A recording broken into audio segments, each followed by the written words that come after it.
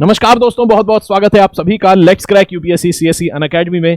मैं हूं आपका दोस्त सुमित। और दोस्तों यहां पर एक इंपॉर्टेंट न्यूज निकल कर आई है। आरबीआई ने कुछ ट्रांजैक्शंस जो ऑनलाइन होती हैं उनको रिस्ट्रिक्ट करने के लिए यहां पर कह दिया गया है और टेम्पररी सस्पेंड यहां पर कुछ पेमेंट गेटवेज की जो ट्रांजैक्शन है उनको कर दी गई है। और आप देख सकते हैं यहां पर आरबीआई ने रेस्ट्रेंट पुट करा है कुछ कार्ड नेटवर्क्स पे। तो यहां पर इस न्यूज के अंदर आपको कुछ इंपॉर्टेंट डिटेल्स जानने को मिलेगी। आखिर ये पूरा मामला क्या है इसको समझते हैं।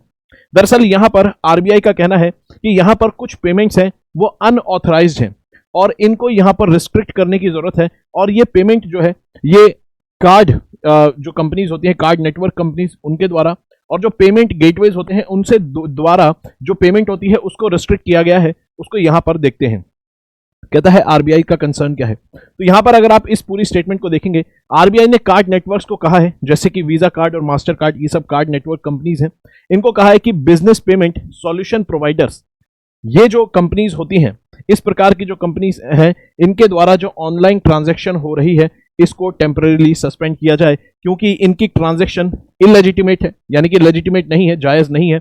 उसके अलावा केवाईसी की प्रॉब्लम यहां पर होती है। केवाईसी में आप जानते हैं नो योर कस्टमर, जो जिसकी फुल फॉर्म होती है, यानी कि यहां पर जो भी व्यक्ति ट्रांजैक्शन में इन्वॉल्व होता है उसकी डिटेल्स जो है बैंक्स के पास, और इस पूरे पेमेंट सिस्टम के अंदर जो भी लोग इन्वॉल्व होते हैं उनकी डिटेल्स बैंक के पास, आरबीआई के पास होनी चाहिए।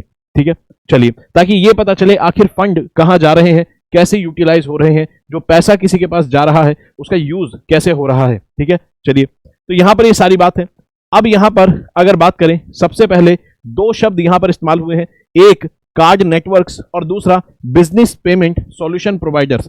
आखिर ये क्या होते हैं? तो कहता है आपस नेटवर्क की अगर बात करें तो कार्ड नेटवर्क्स ऐसी कंपनीज होती हैं जो कि बैंक्स को, अलग अलग बैंक्स को, मर्चेंट्स को और कस्टमर्स को आपस में कनेक्ट करती हैं। अगर मान लीजिए आपने कहीं पर ऑनलाइन ट्रांजैक्शन करी और आप अपने कार्ड से पेमेंट करना चाहते हैं, आपने अपने कार्ड से पेमेंट करी, आपका कोई XYZ बैंक है और जिस बिजनेस प्रोवाइडर को या फिर जिसने आपको सर्विस दी, किसी दुकानदार ने आपको सर्विस दी, उसका जो अकाउंट है जिसमें पैसे आने हैं वो कोई ABC बैंक है, यानी कि आपका जहां से पैसा कटेगा और जिस बैंक में पैसा आएगा दोनों अलग अलग बैंक हैं। अब यहां पे ट्रांजैक्शन कैसे होगी? तो यहां पर कस्टमर को, सर्विस प्रोवाइडर को, यानी कि कोई दुकानदार अगर है उसको, और डिफरेंट बैंक्स को कनेक्ट करने के लिए बीच में आती हैं ऐसी कंपनीज जिनको कार्ड नेटवर्क्स कहते हैं। हर ट्रांजैक्शन में कुछ परसेंट ये कंपनीज अपना हिस्सा यहां पर प्रॉफिट मार्जिन रखती हैं।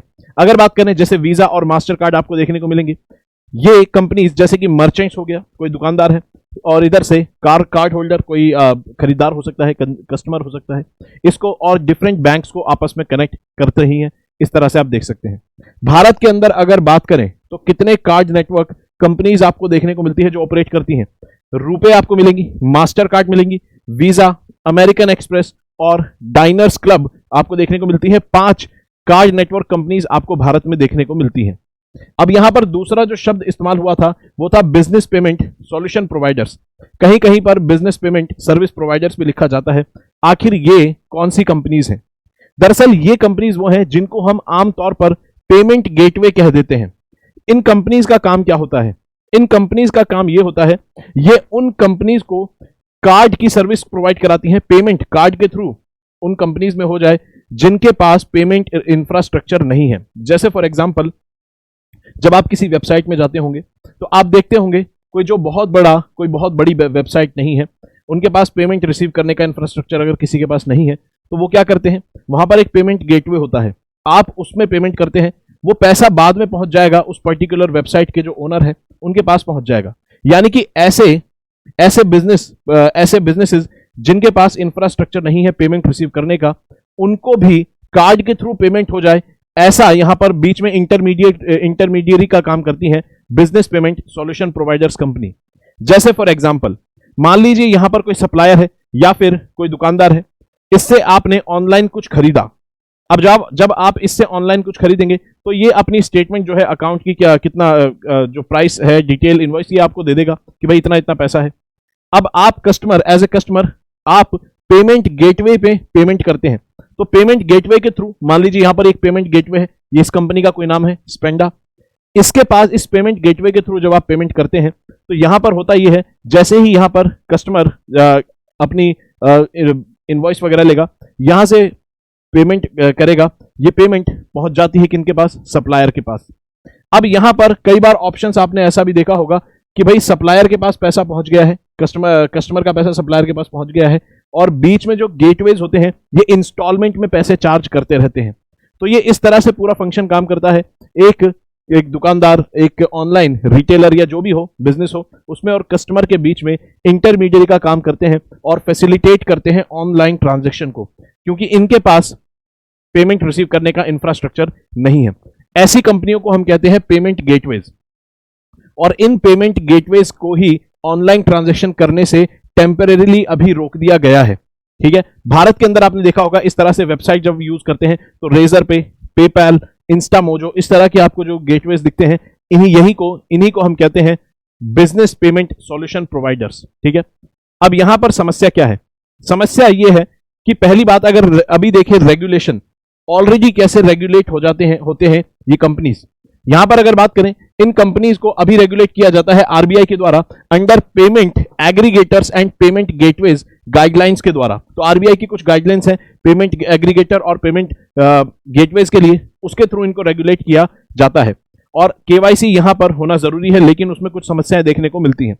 कहता है लेकिन अब यहां पर जब क्लोज स्क्रूटिनी करी गई, जब सही से जांचा गया, इन चीजों को देखा गया, तो यह पाया गया कि यह दरअसल पेमेंट सेटलमेंट का ही पार्ट है। पेमेंट सेटलमेंट सिस्टम, जिसके अंदर बैंक्स और कंज्यूमर्स जहां पर ट्रांजैक्शन करते हैं, मनी सर्कुलेशन होता है, उसी का एक पार्ट है।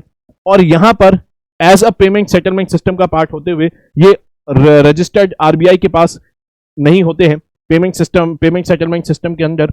और ऐसे में जो ट्रांजैक्शन ये कर रहे हैं ये अनऑथराइज्ड है, ये विदाउट लीगल सैंक्शन है, यानी कि जो उनकी ट्रांजैक्शन ये ऑथराइज्ड नहीं है, क्योंकि ये पेमेंट सेटलमेंट सिस्टम का पार्ट है, लेकिन उस कानून के द्वारा गवर्न नहीं हो रहे हैं। ठीक है, ये गवर्न किससे हो रहे हैं? यहां पर जो गाइडलाइन जारी की गई है इससे गवर्न हो रहे हैं। लेकिन अब देखा गया कि पेमेंट सिस्टम का पार्ट है, तो इन्हें पेमेंट सेटलमेंट सिस्टम एक्ट है 2007 का, उसके तहत गवर्न होना चाहिए, लेकिन उसके थ्रू नहीं हो रहे हैं, इसलिए जो ट्रांजैक्शन हो रही है ये इलीगल है, अनऑथराइज्ड है। और यहां पर यह भी देखा गया है कि इनकी जो फंक्शनिंग है कई बार ऐसी होती है कि एक किसी अकाउंट में ये पैसा पूल करते हैं, बाद में फिर जो बिजनेसमैन है दूसरा उसको पैसा भेजते हैं, कोई बिजनेस जो है मर्चेंट उसको पैसा बाद में भेजते हैं। तो एक जो अकाउंट है जिसमें पैसा पूल किया गया है, वो अकाउंट भी यहां पर कई बार देखा गया है कि डेजिग्नेटेड अकाउंट नहीं होता under payment settlement system act. यानी कि पेमेंट सेटलमेंट सिस्टम एक्ट के तहत से बाहर यहां पर फंक्शन हो रही है, जबकि ये माना गया है अब क्लोज स्क्रूटिनी के बाद कि पेमेंट सेटलमेंट सिस्टम का ही पार्ट आपको ये कंपनीज हैं इंटरमीडियरीज देखने को मिलती हैं। ठीक है, और यहां पर दूसरी समस्या ये है, केवाईसी की समस्या है, क्योंकि जब यहां पर कोई व्यक्ति सामान खरीदता है या ट्रांजैक्शन करता है तो उसकी केवाईसी डिटेल जो है वो प्रॉपर आरबीआई के पास नहीं पहुंचती है। ठीक है, यहां पर कंपनी की केवाईसी डिटेल अगर बात करें, एक कार्ड कंपनी जो है, कार्ड नेटवर्क कंपनी, उसके पास केवाईसी डिटेल होगी। यहां पर ये जो पेमेंट गेटवेज होते हैं इनकी केवाईसी डिटेल होती है, लेकिन कई बार ऑनलाइन ट्रांजैक्शन जब होती है तो कार्ड कंपनीज शेयर नहीं करती हैं, उनके पास पूरी डिटेल नहीं होती है जो कस्टमर की केवाईसी डिटेल्स होती हैं। तो ऐसे में कहीं ना कहीं एक ग्रे एरिया रह जाता है, इंफॉर्मेशन पूरी केवाईसी की आरबीआई के पास नहीं पहुंच पाती, और अल्टीमेटली फंड कहां पर कैसे यूज हो रहे हैं, पैसे का एंड यूज क्या है, वो यहां पर कई बार पता नहीं चल पाता है। ठीक है, तो दोस्तों यहां पर आप जुड़ सकते हैं, एक special NCERT course batch launch किया गया है आप सभी के लिए। जो भी दोस्त कॉम्प्रिहेंसिव कोर्स के अंदर एनरोल नहीं करना चाहते हैं उन सभी दोस्तों के लिए यहां पर स्पेशल एनसीईआरटी बैच लॉन्च किया गया है। इस बैच के थ्रू आप 6ठी से 12वीं तक की एनसीईआरटी डिटेल में पढ़ सकते हैं यूपीएससी के पर्सपेक्टिव से, और अब एनसीईआरटी बाकी अदर एग्जाम्स में भी इंपॉर्टेंट रोल प्ले करती है, तो आप यहां पर देख सकते हैं। इसे एक अफोर्डेबल प्राइस रेंज यानी कि 2999 के अंडर लॉन्च किया गया है जानबूझकर, ताकि यहां पर आप यूपीएससी के पर्सपेक्टिव से 6ठी से 12वीं तक की एनसीईआरटी को डिटेल में पढ़ सकते हैं। मेरे साथ अगर आपको हिस्ट्री पढ़नी है तो आप यहां पर इस कोर्स के अंदर एनरोल कर सकते हैं, सिर्फ 2999 के अंदर। कोड आपको लगाना होगा SMK लाइव। अगर आप SMK लाइव लगाते हैं तो इसी प्राइस में यानी कि डिस्काउंटेड प्राइस में आप इस पूरे एनसीईआरटी के कोर्स में एनरोल कर सकते हैं। साथ ही में बाकी टॉप एजुकेटर्स भी आपको यहां पर गाइड करते हैं, बाकी एनसीईआरटी के सब्जेक्ट्स यहां पर कवर किए जाएंगे। दोस्तों यहां पर यूपीएससी की प्रिपरेशन अगर आप शुरू करने वाले हैं, उससे पहले फाउंडेशन स्ट्रॉन्ग करना चाहते हैं, तो इस बैच को आप देख सकते हैं। साथ में आपको गाइडेंस में मिलेगी किस तरह से आपको अटेम्प्ट देने हैं, चीजें, ये सारी चीजें भी हम डिस्कस करते हैं। उसके अलावा 2024 का क्रैश कोर्स लॉन्च हो चुका है, क्योंकि अब तैयारी में समय बहुत कम बचा है 2024 के प्रीलिम्स में, तो इसलिए यहां पर सभी सब्जेक्ट्स को कवर करने वाला, सीसैट को टारगेट करने वाला, टेस्ट सीरीज का एक्सेस देने वाला, 2 साल के करंट अफेयर आपको प्रोवाइड करने वाला एक क्रैश कोर्स लॉन्च किया गया है। कोड आपको लगाना होगा SMK लाइव, और सभी टॉप एजुकेटर्स आपको यहां पर पढ़ाएंगे और आपकी जर्नी में आपको गाइड करेंगे 2024 के लिए। साथ में जितने भी फाउंडेशन बैच हैं, चाहे इंग्लिश मीडियम का बैच हो, चाहे बाइलिंगुअल हो या फिर हिंदी मीडियम का बैच, सभी के ऊपर 50% अभी डिस्काउंट चल रहा है, और साथ ही में 6 महीने तक आपका कोर्स एक्सटेंडेड वैलिडिटी मिलेगी आपको। कोड लगाना होगा SMK लाइव, ठीक है। उसके अलावा यहां पर भी आप देख सकते हैं इंग्लिश मीडियम का बैच है, कोड वही रहेगा SMK लाइव। बाइलिंगुअल और फिर हिंदी मीडियम का लक्ष्य बैच आप देख सकते हैं, ये फाउंडेशन बैच है, कोड रहेगा SMK लाइव, और फाउंडेशन बैच में एनरोल कर सकते हैं। बिल्कुल बेसिक से आपको यहां पर पढ़ाया जाएगा, जीरो से तैयारी कराई जाएगी। साथ ही में आप देख सकते हैं दोस्तों, 18 तारीख को बूट कैंप है, अपने फेवरेट एजुकेटर से आप मिल सकते हैं, टॉप एजुकेटर्स के द्वारा से आप दिल्ली में। उसके अलावा ऑप्शनल अपना चूज कर सकते हैं, सिंगल सब्सक्रिप्शन से मल्टीपल ऑप्शनल्स का बेनिफिट आपको यहां पर मिलता है। मल्टीपल ऑप्शनल्स को आप एक्सेस कर सकते हैं, देख सकते हैं आपके लिए बेस्ट कौन सा ऑप्शनल है। कोड लगाना होगा SMK लाइव, और अपना ऑप्शनल खुद डिसाइड करिए, ना कि सुनी सुनाई बातों पर, अपने इंटरेस्ट के आधार पर। दोस्तों, ये थी पूरी वीडियो। आई होप इसमें आपको इंपॉर्टेंट कॉन्सेप्ट्स जानने को मिले होंगे, और अगर वीडियो अच्छी लगी तो वीडियो को लाइक करेंगे, चैनल को सब्सक्राइब करेंगे, पढ़ते रहेंगे, अपना ख्याल रखेंगे। जय हिंद दोस्तों।